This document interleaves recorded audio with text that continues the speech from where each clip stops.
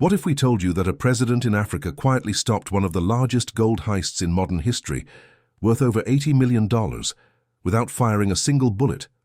What if justice didn't roar with sirens, but whispered in strategy? In this story, you'll witness how one young leader took on a criminal network so deeply entrenched.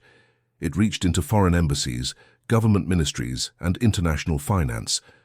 How he used silence, patience, and precision, not power, to bring a nation back from the brink of betrayal. You're about to see a real-life political thriller unfold, one with jet engines, midnight convoys, military secrecy, and a surprise that stunned the world. This isn't fiction, this isn't folklore. This is what happens when the right person decides, enough is enough. Stay with us, because what happened next shocked everyone. It was just past midnight in West Africa, the kind of still, humid night where even the crickets hold their breath. At a small private terminal in Ouagadougou International Airport, a Gulfstream G650 waited silently.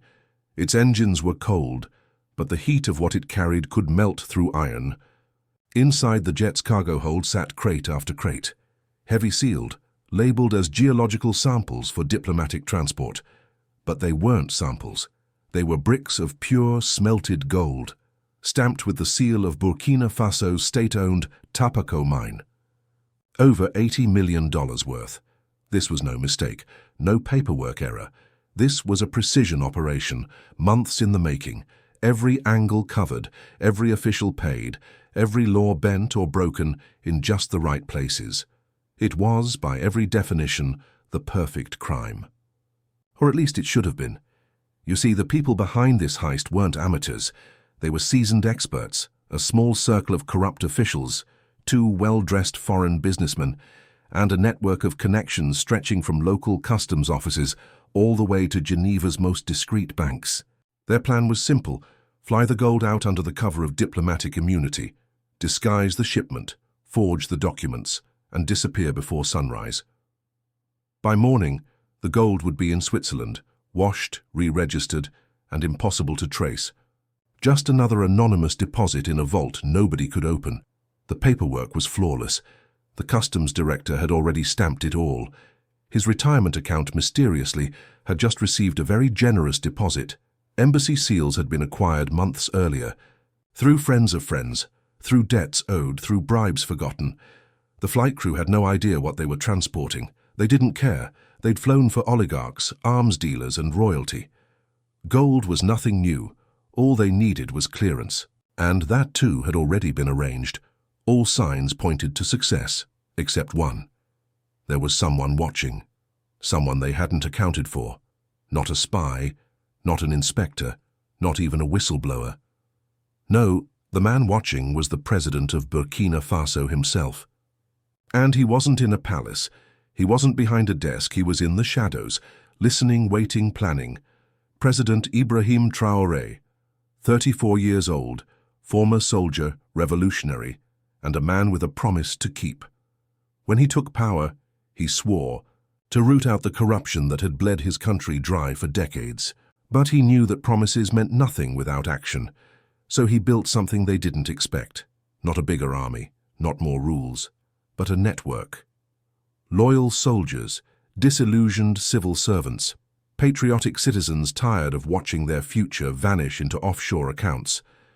And that network had been feeding him information for months.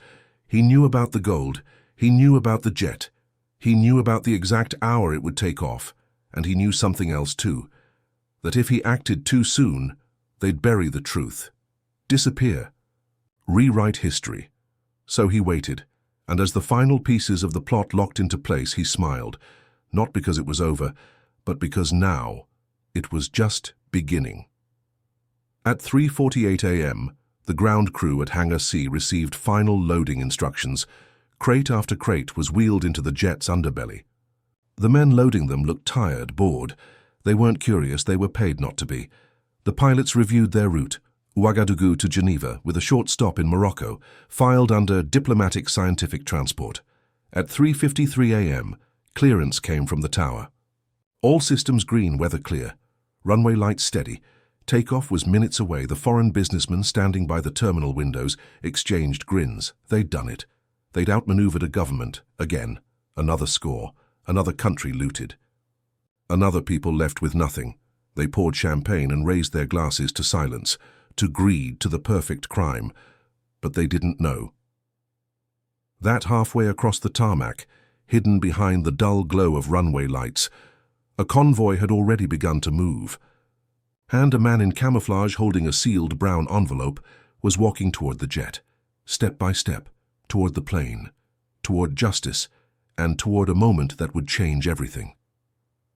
For now, though, the engines were warming. The countdown was on. And every person involved still believed they were untouchable. They had no idea what was about to happen, no clue that someone had turned the lights off on their plan and was about to flip the switch on a nation's reckoning, because sometimes justice doesn't announce itself. It waits, it watches, and then it strikes, and when it does, even $80 million in gold can't buy a way out. Ibrahim Traoré wasn't supposed to be here, not on this runway, not in this moment. But then again, Traoré had never been the kind of leader who followed expectations. When he rose to power at the age of 34, most of the world called it a fluke. A military coup? A young soldier taking the reins of a troubled country. They expected him to become just another strongman in fatigues, another politician wrapped in the language of revolution, but living for personal gain. Instead, Traoré did something radical. He didn't move into the presidential palace right away. He refused the motorcade. He kept driving the same dusty Land Cruiser he'd used during the uprising. And more importantly, he listened. Not to diplomats, not to consultants, but to farmers, to teachers, to the soldiers who had stood with him when the bullets were flying. He didn't trust spreadsheets and briefings. He trusted truth. And truth, in Burkina Faso, had a habit of hiding in plain sight.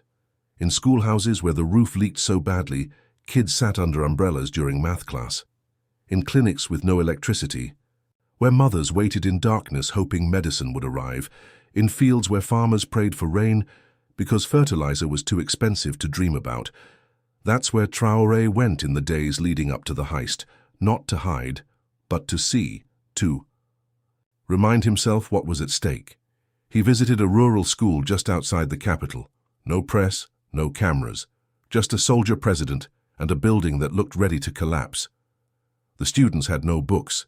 The teacher used a blackboard so cracked it barely held chalk. Still, they learned. Still, they hoped, and as Traoré sat among them, something hardened in his chest.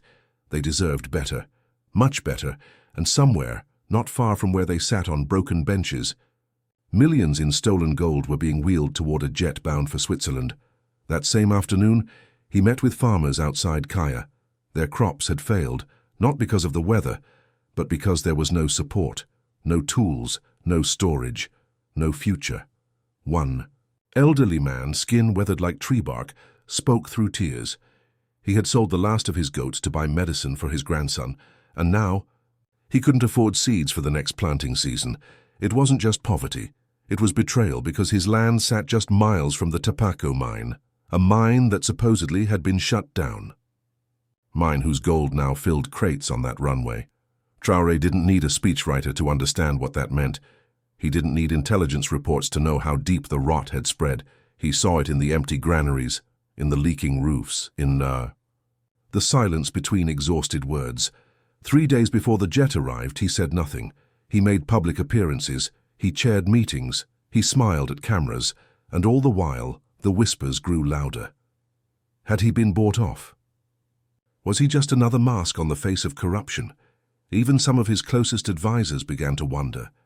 Maybe the job was too big for one man, but those who knew him best, they knew better. Traoré wasn't folding. He was waiting. He needed more than suspicions, more than stories. He needed them caught in the act, with no escape, no excuses, no spin, because when he struck, he wanted it to be final, not a symbolic arrest, not a televised speech, but a dismantling. So he remained quiet. But behind that quiet, plans were moving. Late at night, a small team of trusted operatives reviewed customs footage. Documents were scanned, embassy seals cross-checked, and most importantly, Colonel Misao was called back into service, a man who had once been forced into exile for refusing to take part in a similar scheme. Traoré trusted him with one order: build a team, the kind of men who didn't flinch, the kind who didn't forget why they fought. No titles, no glory, just purpose and justice. As the jet was being polished for its moonlit takeoff, Traoré was planning a quiet war, not one of bullets, but of silence, of strategy, of precision. He had no interest in dramatic gestures. He wanted the truth, laid bare, on record, irrefutable, because this wasn't just about stolen gold, it was about stolen futures, and for once in a country that had seen too many stolen dreams, someone was watching, and that someone was ready. Very soon, silence would end, and the reckoning would begin. From the outside, it looked like just another late-night diplomatic transfer. A quiet terminal, a high-end private jet, cargo being loaded with quiet efficiency, men in suits, documents with official stamps. Nothing to see here, and that's exactly what the conspirators wanted. Every detail had been choreographed to avoid attention. To the casual observer, or even a curious official, it all seemed routine. But behind the scenes? This was a criminal masterpiece, months in the making. The jet itself was a Gulfstream G650, registered in the Cayman Islands, sleek, untraceable, and built for discretion. It had been used before by energy executives, wealthy exiles, and even royalty. But tonight it was chartered for something far more valuable. Cargo listed as technical mining equipment and geological samples, harmless terms, bureaucratic camouflage, but inside those heavy crates, gold bars of it, stamped, straight from the Tapaco mine. A mine that on paper had ceased all operations 2 years ago. But in reality, it was running at full speed, secretly, silently, feeding the wealth of the country into the hands of a few. How did they get it out? Through tunnels, through forged manifests, through an entire system built not for mining but for smuggling, and it had worked, flawlessly, for months, until now. The men behind it knew the system inside and out. They had been in government for years. They knew which palms to grease, which inspectors to avoid, which codes to mark, and how to make it all disappear behind a wall of official language. The customs director paid off. Weeks before the operation, a payment large enough to erase his debts and buy silence for a lifetime. His job? Look the other way, stamp the documents, and ask no questions. The paperwork was airtight, signed by senior ministry officials, certified by the diplomatic corps, embossed with real embassy seals from Europe, obtained through contacts going back years. Even the flight plan was legitimate, filed through the appropriate channels, a direct route from Ouagadougou to Geneva, with one fuel stop in Casablanca. No flags, no questions, no reason for alarm. That was the genius of it. They didn't hide it in the shadows. They made it look official, and in a country where corruption had long been the rule, not the exception. No one looked twice. The ground crew had been hand-picked. They knew better than to ask why mining samples needed that many armed escorts, or why the crates were so heavy. Their job was simple: move the cargo, collect their bonuses, and stay silent. The 13 pilots were Swiss, hired for their skill and their silence. They'd flown everything from oil executives to government defectors. This flight? Just another contract. They didn't know what was inside, didn't care. They were told it was a diplomatic transport, and that was good enough. By 3:40 a.m., the engines had started humming, the smell of jet fuel mixed with the scent of wet tarmac, and tension. Inside the terminal, the foreign businessmen sipped aged whiskey, their suits pressed, their passports clean. They had done this before, in Congo, in Sierra Leone, in Mali. Always the same method, always the same result. Steal.ship.vanish. They were confident, laughing even. One of them even toasted with his glass. To another flawless exit, he said, smirking. And for a moment, it truly seemed flawless. Everything had been bought, every document sealed, every objection silenced. But there was one detail they had overlooked, one name they hadn't accounted for. President Ibrahim Traoré. He wasn't on their manifest. He wasn't on their radar. And that, more than anything, was their mistake. Because while they were busy perfecting their escape, he had been perfecting something else, the trap. But they didn't know that yet. They still believed they were invincible as the aircraft prepared for takeoff, as the wheels began to roll, as the gold in the belly of the jet gleamed under soft lights. They had no idea that the night sky would never welcome them, that justice was already waiting, and that the perfect crime was about to meet the perfect response. 3:55 a.m. The moment had come. The jet was fully loaded, engines humming, pilots alert, ready. Clearance had been given, final checks complete, all systems green. The Gulf Stream began to taxi toward the runway. Inside the terminal, the conspirators were calm, satisfied, drunk on their own cleverness. They'd gotten away with it again, but at that very second, the entire airport went black. Every single light on the runway gone. The terminal dimmed to shadows. Even the backup lights failed. It was like someone had flipped a giant switch and cut power to the world. The pilots froze, their vision now limited to what little the cockpit's internal lights could offer. No visual cues, no runway markers, nothing but darkness. In the control tower, chaos erupted. Controllers scrambled for answers. Radios lit up with confusion. "Tower, do you copy?" "What's going on?" "Emergency protocol initiated. Where's the backup system?" But even the emergency systems had failed, or so it seemed, because this blackout, it wasn't a mistake, it wasn't a glitch. It was a message, a calculated strike.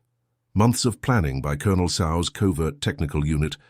Systems had been mapped, wires traced, backups sabotaged, everything synchronized perfectly. Silence gripped the terminal. Outside, the conspirators pressed their faces against the glass, trying to see what had happened, trying to understand why the jet had stopped. And then they heard it, the unmistakable rumble of approaching vehicles, heavy wheels rolling across tarmac. Not civilian, not commercial, military. A convoy of trucks moved through the dark like phantoms, and then, blinding, sudden, floodlights snapped on from mobile towers hidden until now, illuminating the aircraft, the crates, the entire operation trapped in the light. The conspirators squinted and gasped. There, walking alone beneath the nose of the aircraft, was President Ibrahim Traoré. Not in a suit, not surrounded by guards, but dressed in worn military fatigues. No weapon, no entourage, just a sealed brown envelope in his hand. His steps were calm, measured, each one echoing like a countdown. This wasn't theater. This was justice, unfolding in real time. The pilots, still seated in the cockpit, looked down in disbelief. This wasn't in the manual. No training had prepared them for this. No protocol for when a head of state stands in front of your aircraft, blocking takeoff. Traoré stopped beneath the nose, lifted his head, locked eyes with the cockpit, then raised the envelope high above his shoulder. It was a silent declaration. No shouting, no threats, just authority. The kind that doesn't need noise to be heard. In the control tower, Colonel Sau stepped forward, a matching envelope in hand. He handed it to the air traffic chief, one of the very officials suspected in the plot. The man's hands trembled as he read. It was an executive order, signed by the president, stamped with the national seal. It declared the cargo a matter of national security, authorized immediate seizure, and suspended all diplomatic protections related to the flight. In legal terms, it was game over. The gold, the jet, everything aboard, now state property. The pilots were ordered to shut down their engines, exit the aircraft, and surrender their manifests. Any resistance would be considered an act of aggression against the state. Hostile violation. They hesitated, looked at each other, then slowly complied. One by one they powered down, and in that moment, the jet transformed from a symbol of theft to evidence, from freedom to failure. Traoré didn't flinch, didn't gloat. He simply stood there, quiet, watching. The terminal, now silent. No more laughter, no more toasts, just panic. One of the foreign businessmen dropped his phone. The other backed away from the glass.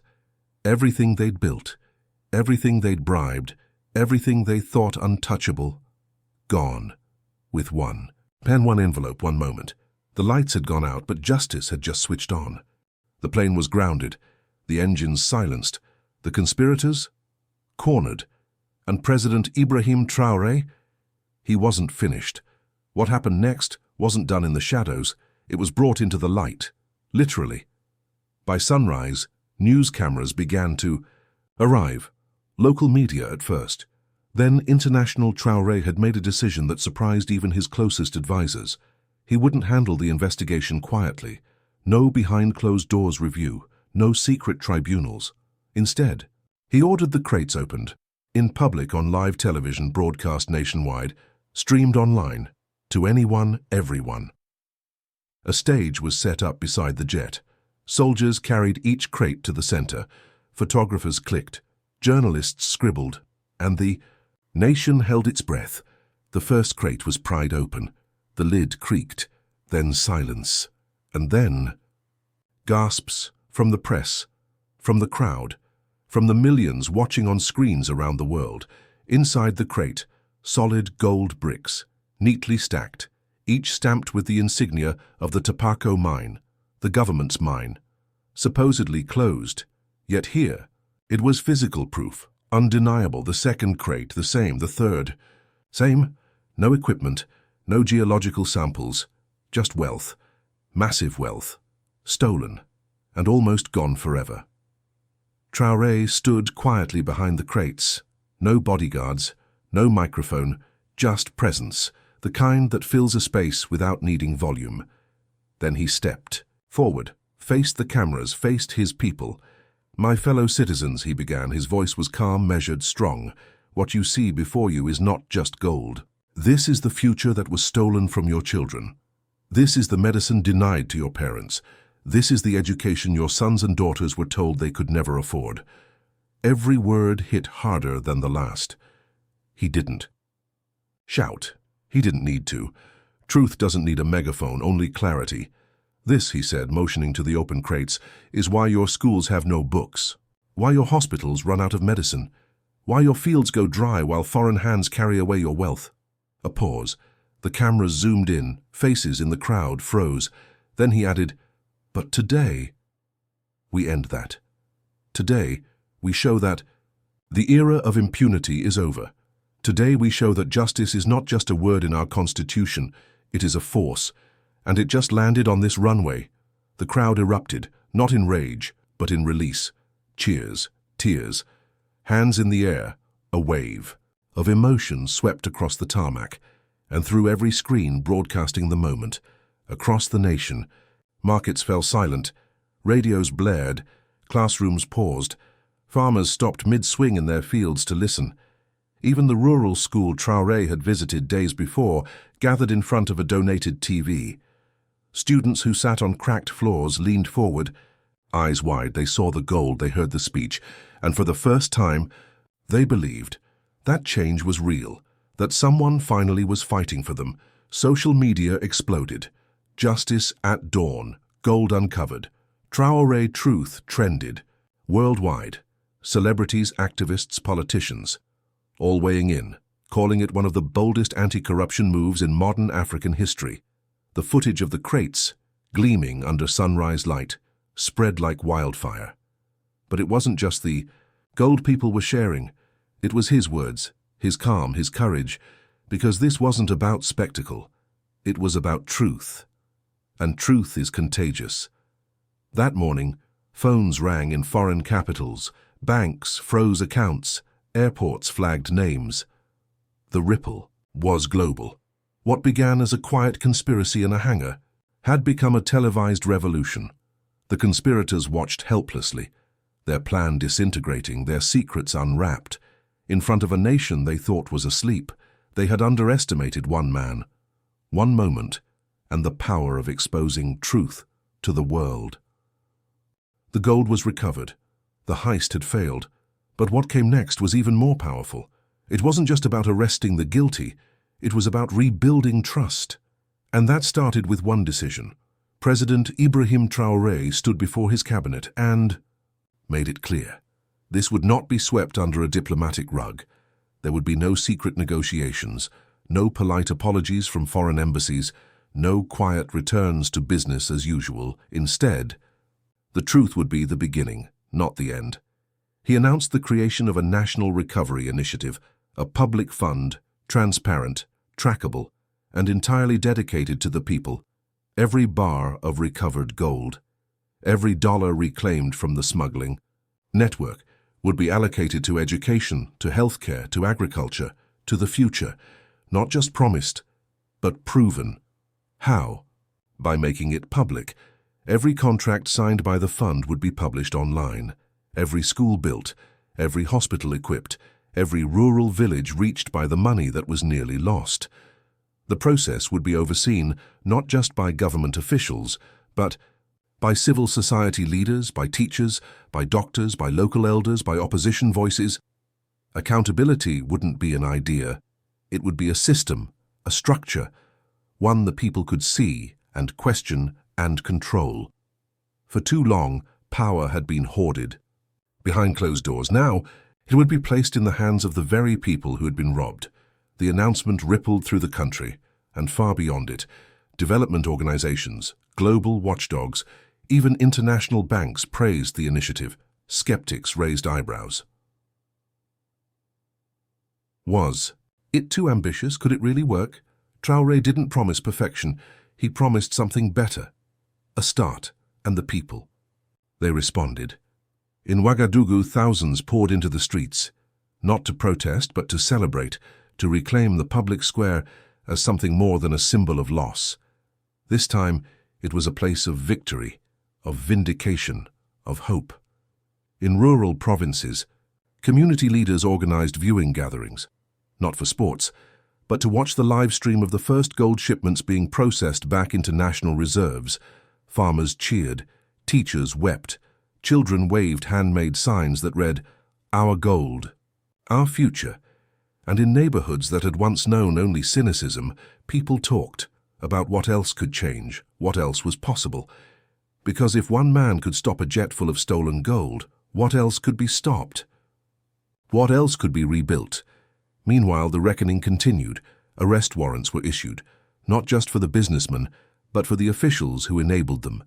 The customs chief, the commerce ministry insiders, the embassy staff who sold their stamps. One by one they were taken into custody, and for once, no one was above the law.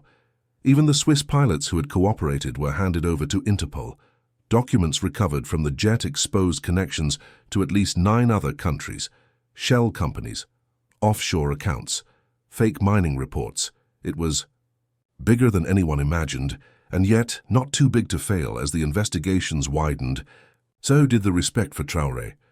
He didn't use the scandal to silence critics or seize more power. He didn't declare emergency rule. He didn't rewrite laws to extend his term. Instead, he went back to work, quietly, consistently, and every time. A journalist asked him why he hadn't celebrated his victory more. He answered the same way. "This isn't about me," he said. "It's about what we do next." That humility, that clarity, it struck a chord. Across Africa, editorial columns called his actions a blueprint for leadership, for integrity, for courage.